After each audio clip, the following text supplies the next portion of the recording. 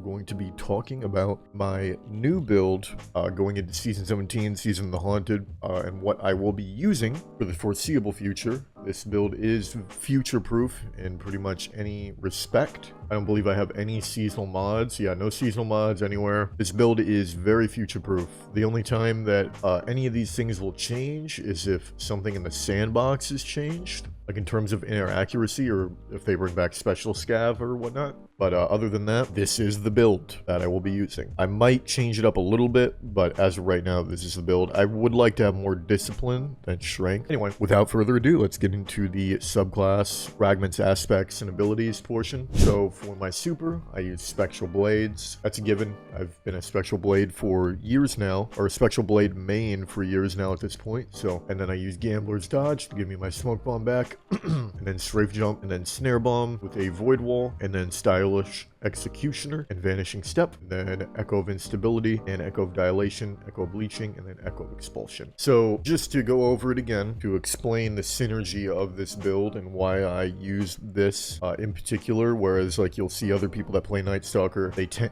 to use, you know, Morbius Quiver or even Deadfall. These tend to be what they gravitate towards, or they gravitate towards more. The reason that I use Spectral is because, first of all, I have 10 intellect or 100 intellect, so I have a max super cooldown, which is about 7 minutes and 59 seconds base, which like is not really that great, but it's also really not that bad. So that's the start. We'll start with the super, and now we'll go to the abilities and the synergy of the abilities. So I have Gambler's Dodge, which gives me my Smoke Bomb back, and then my Smoke Bomb weakens targets, and then for my fragment here, Stylish Executioner, defeating weakened, suppressed, or volatile targets grants invisibility and true sight. So I can weaken people with my Snare Bomb, and if I kill them while they're weakened, I will get true sight. And then also I have my Void Wall here, and then down here I have the fragment Echo of Instability. Defeating targets with grenades grants volatile rounds to your void weapon. So that also feeds into this Stylish Executioner true sight, you know, proccing that. And a Vanishing Step just makes me invis. I'd rather use that over Trapper's Ambush. I get more fragments. And to be entirely honest, I'm using my Smoke Bomb aggressively, and I'm using it to weaken people and to potentially get volatile rounds to also be proccing that true sight. And then I have Echo of Dilation for the stat bonuses. All these things give me stat bonuses, by the way, so those all help me down here, because without the stat bonuses I would have 60 mobility, I think 50 resilience, 90 intellect, and then 60 strength. So it helps my stat distribution quite a bit. And all of these things also happen to give me like perks and benefits. So like I said, defeating targets with grenades grants volatile rounds, and although volatile rounds aren't too helpful in PvP, they're pretty good. They can help sometimes. They'll make people take like one more bullet to kill than they would normally. And then we have Echo of Dilation. While crouched, you sneak faster and gain an enhanced radar resolution. This actually is extremely underrated, and I use this quite a bit. So like, let's say we're on Endless Vale, right? And each team is on opposite sides of B. What I will do is I will crouch on our side of B, and I will sit there and wait till I notice there's one guy on radar that's split from his teammates. And then when I realize there's an opening and we can isolate a target, I will tell my team, hey, let's go over here and push this guy. This guy's alone and his team is over this way. So we have like a frame to, you know, isolate this guy and take him out. So Echo of Dilation, that's very good. And then on top of that, the increased movement speed while crouch is very nice. Who doesn't like increased movement speed? And then we have Echo of Leeching. Since I'm a shotgunner, this can be very helpful to like keep me alive, because I'll ape in and then I will you know, shotgun a target, and maybe he won't die, and then I will like shotgun me and get me weak, and then I'll melee him, and then he'll die, and then I'll get all my health back, and it will make moving on to the next target all that much easier. And then we have Echo of Expulsion. Void ability final blows or cause targets to explode. So if I happen to kill anyone with Echo of, or not Echo, the Snare Bomb, or my Void Wall, or even Spectral, the person that I kill will explode. And let's say if I'm throwing a wombo, right? Like I throw a wombo, I kill one guy with the wombo, the other guy's also in the wombo, and he's getting hit by the wombo, like the Smoke Bomb and the grenade, and he's weakened. And then there's also that void explosion from the other guy that just got killed by it. So it just makes securing those like wombo kills all that much better, because it's just one extra layer of damage in that process. So that is a full explanation of my aspects and fragments and abilities. So now let's go to my weapons. And what do you know? I'm using Palifrac and a Gallon. So one thing is, I'll start with the Fractifus. So with Fractivist, I use Barrel Shroud, Accurized Rounds, Quick Draw, and Opening Shot with a Handling Masterwork, and then Quick Access Sling. On shotguns, you can really it really comes down to personal preference in terms of what you want to use. I use Quick Access Sling just to help with the, weapon ready time and everything. Weapon ready and weapon stow. Make that as fast as possible. But you could put a targeting adjuster on it, or hit a free hand grip, or a sprint grip. Any of these things work.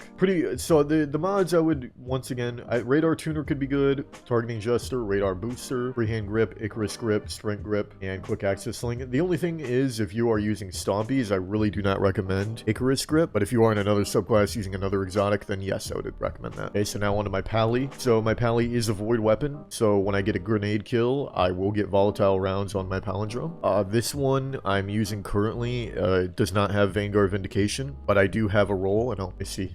I'm going to get it for you guys really quick, just so you can see it, but that will also have some synergy with my build because it will allow me to get my health back on kills with Pally. I am using this one currently, but I will be swapping to this one, which is literally the same role. It just has Vanguard Vindication. And as a Stompy Hunter, I choose to use Adept Range because I just don't really think that I get much of a bonus out of anything else. And I think it basically gives you an extra meter of range, which is like, great, why not? Since I'm not able to really shoot in the air at this point. And then, once again, the AK-47s of rocket launchers in Destiny 2, the second installation, the Gallahorn, the old trusty Gallahorn. Always going to be using that one if I have room for an exotic heavy weapon. And if not, then I'll use like my Code Duello, which is also very good, or my Memory Interdict, which is also extremely good, and then Commemoration. Those are, heavy weapon options that are all very good. Half-truths. I have Black Talon as well. Tons of heavy weapon options. But in terms of my weaponry, this is what I generally would be using. All these weapons here are also a part of the build, I'm not gonna lie. So if I run out of like heavy or run out of special ammo in a game and I realize, okay, I need like another close quarters weapon, I will swap to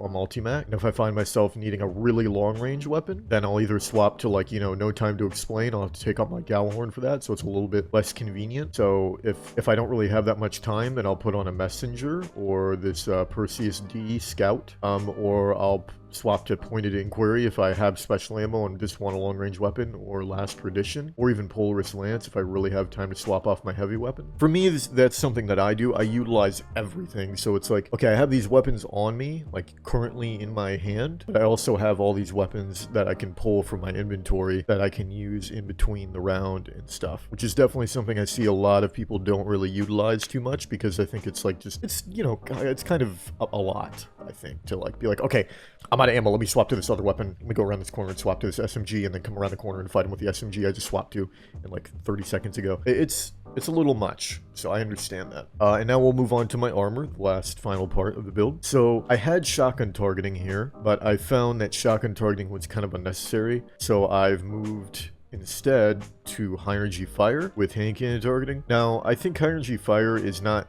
a necessity, but I find it very nice to have at times. So for me to proc high energy fire, I have Radiant Light, Quick Charge, and Powerful Friends. I just find that having that extra damage really makes like cleaning up kills and securing kills a lot easier. And I don't really think that I need the handling, because a lot of the reason that people use targeting mods is for the aim assist value increase, but it's also for the ADS speed increase. And I have Quick Charge. Okay, so I have 61 base handling, right? And Quick Charge gives you 25. So, it's like not, and then I have Quick Draw, and then Quick Access Sling. So my handling is very high, and I don't really think it's necessary for me to have a targeting mod on top of all that like high handling. And then on my gauntlets, I have Fastball and Hand Cannon Loader. Fastball makes your grenade travel faster and further. So for me, when I'm using my grenade to like wombo people, it's good to have a fast traveling nade, because I need it to get to where I'm trying to throw it as quickly as possible a lot of the time. And then I have Hand Cannon Unflinching Aim and Shotgun Rifle Unflinching Aim, just to, stop me from taking flinch as much as possible. And then Quick Charge and Absolution, just because there's literally nothing else to put there. I would put Shotgun Holster, but unfortunately Shotgun Holster cost 4 energy, and with this current build, it's not future proof. So I want to kind of create a build that's not reliant on seasonal mods like my last build was. And then I have Outreach and Powerful Friends here in the cloak. And yeah, that's I guess guess I'll go over the stat distribution and kind of explain why everything is the way it is. So currently I have 70 mobility, 60 resilience, 100 recov. I've been running this stat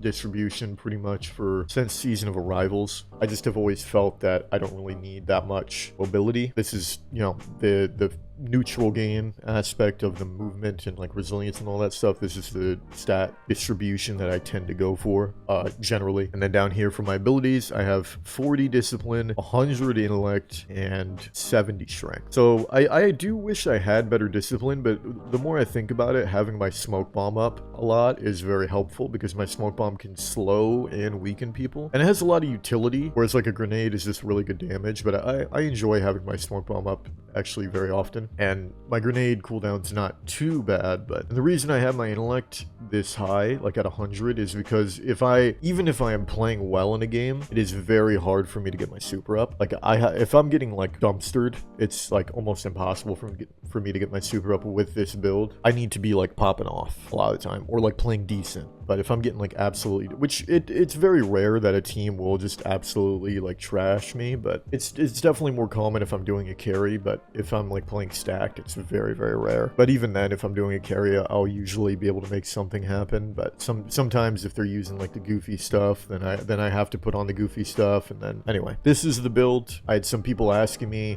do you have an updated video with your new build? Because my build before was previously in a different season, and it is outdated. So I figured I'd take some time, record, you know, the build that I use now, and explain kind of what everything is in my build and how I use it and what its purpose is and how it all like synergizes together in its own weird way. So with all that being said, I hope you guys enjoyed the video.